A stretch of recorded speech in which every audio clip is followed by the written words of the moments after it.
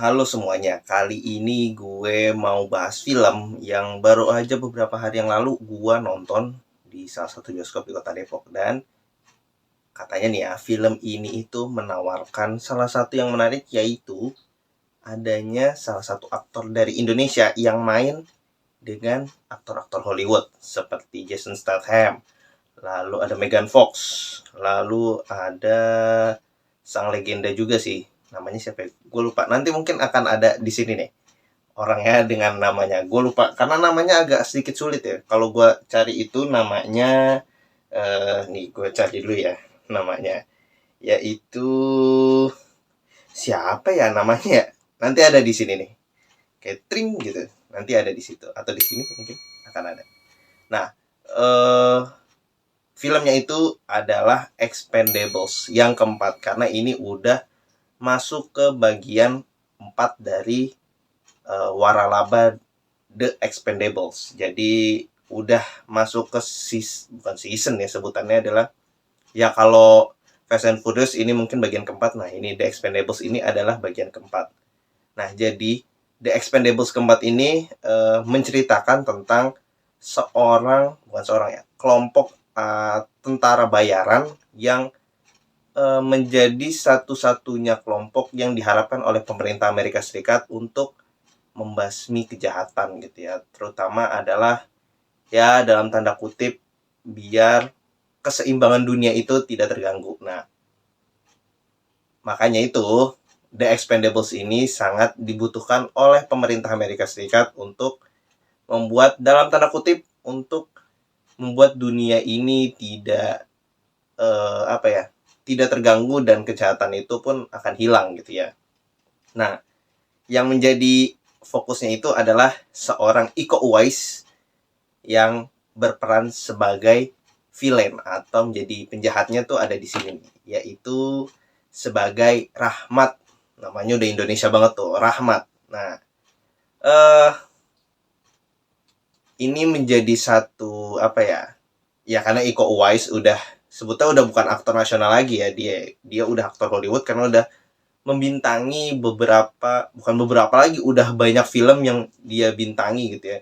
Seperti uh, 22 Miles, terus itu pun juga dengan Mark Wahlberg, itu juga luar biasa gitu ya. Cuman di sini gua mau ngasih tahu bahwa film ini sebenarnya kalau untuk di bioskop ya, harus gua akui gua agak sedikit kecewa setelah menonton The Expendables 4 ini karena pertama ya udah pasti ketebak alur ceritanya dengan tidak ada apa ya, banyak kejutan. Maksud gua adalah kejutannya itu adalah biasanya kalau film sorry.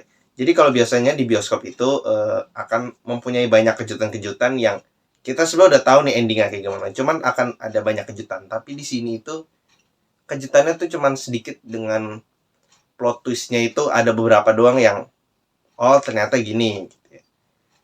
Gue mau ngasih tahu bahwa ini akan menjadi apa ya, bisa dibilang ya kalau yang belum nonton ini di skip aja ya, terutama bagian ini nih, karena gue akan membocorkan isi filmnya ya. Jadi The Expendables 4 ini adalah uh, menceritakan bahwa sekelompok uh, tentara bayaran yang udah tua itu harus menyelamatkan negara Amerika Serikat dari sebelum terjadinya Perang Dunia Ketiga gitu. Jadi menghindari Perang Dunia Ketiga, tim dari The Expendable ini harus menyelesaikan misi yang cukup berbahaya, yaitu harus menghilangkan nuklir yang dibawa oleh si Rahmat ini gitu, untuk ya dalam tanda kutip untuk dihancurkan lah gitu ya, agar tidak terjadi Perang Dunia Ketiga.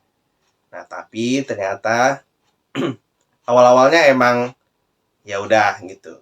Kalau untuk ditonton awal-awal itu bisa gua kasih tahu ya bahwa The Expendable 4 ini menceritakan tentang ya ada satu tempat nuklir di Afrika, yaitu tepatnya ada di Libya, itu dihancurkan oleh Rahmat dan tentara bayarannya gitu. Bisa dibilang gue agak sedikit kecewa karena ya kalau tentara-tentara gaya Amerika itu pastinya endingnya akan menang, dan jagoan ya pasti sih jagoannya itu pasti akan menang gitu. Cuman kita udah pasti ketebak alur ceritanya dari awal sampai akhir aja gitu. Dan yang lebih kecewanya lagi adalah scene dari Iko Uwais yang harusnya full fighting melawan Jason Statham ternyata tipis banget gitu. Sangat-sangat tipis. Cuman di awal sama menuju akhir. Udah itu doang. Sisanya kayak apa ya? Sisanya kayak perjuangan The Expendable untuk gimana caranya bisa menghancurkan nuklir itu dan biar nggak jadi perang dunia ketiga. Sebenarnya itu doang gitu. Tapi Iko Uwaisnya sangat tipis banget gitu. Cuman di awal Iko Uwais datang sama tentara bayaran, terus Iko Uwaisnya dikasih tahu lah pokoknya dari tentara bahwa di dalam ada banyak tentara nih, ya udah dihajar, selesai. Udah cuman gitu doang di awal. Itu pun juga tipis banget, paling cuman berapa menit lah gitu, 5 sampai 10 menit doang. Terus udah jeda. Bisa dibilang jedanya itu cukup panjang banget dan ngasih tahu bahwa ya The Expendable itu mempunyai masalahnya juga dari performanya karena emang udah tua. Terus kemudian ada intrik di belakangnya dan lain-lainnya gitu. Dan kemudian Iko Uwais itu baru muncul berantemnya, sesi berantemnya, atau bisa dibilang scene bagian berantemnya itu adalah ya saat ngelawan Jason Statham. Udah itu doang.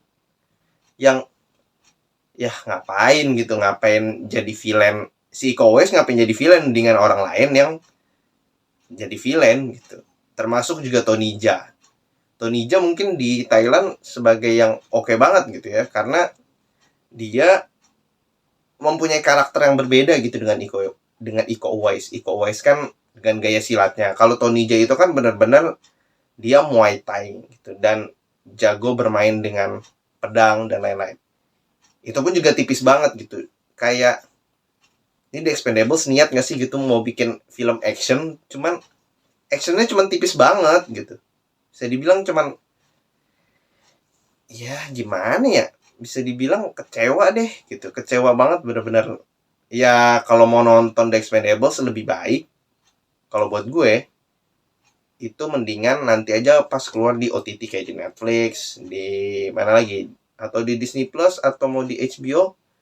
Yang jelas nunggu di situ aja gitu baru nonton gitu, daripada ke bioskop ngeluarin duit terus harus terkecewakan dengan scene Iko Uwais yang cuman sedikit banget gitu. Jadi bisa dibilang dari 100 menit, kalau nggak salah 100 menit deh, itu paling scene Iko Uwais berantem paling cuman 20 menit lah paling. Sisanya ya The Expendable aja gitu. Kalau buat gue ya agak sedikit kecewa karena membawa yang namanya Iko Uwais gitu. Jadi ya bisa dibilang The Expendable 4 agak sedikit mengecewakan kalau buat gue. Kayak gitu ya.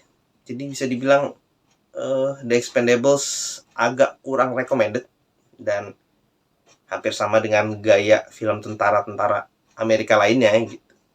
Paling itu aja sih gue mereview The Expendables 4. Mungkin